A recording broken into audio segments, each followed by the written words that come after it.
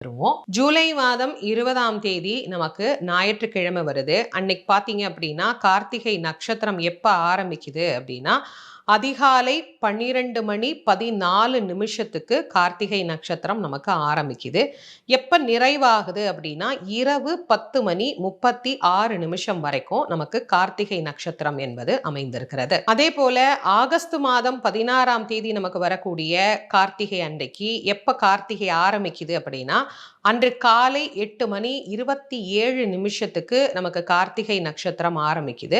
அடுத்த நாள் அதாவது 17/8/2025 காலை 6 மணி 48 நிமிஷம் வரைக்கும் நமக்கு கார்த்திகை நட்சத்திரமானது அமைந்திருக்கிறது. இப்ப நான் 2 நாளைக்குமே உண்டான நேரத்தை உங்களுக்கு நான் சொல்லியிருக்கிறேன். இதுல முழுவதுமாகவே கார்த்திகை நட்சத்திரம் நமக்கு இருக்கு. அதனால 2 நாளுமே விரதம் இருக்கக்கூடியவர்களுக்கு கார்த்திகை நட்சத்திரத்திலேயே நம்ம விரதத்தை ஆரம்பிக்கிறோம்.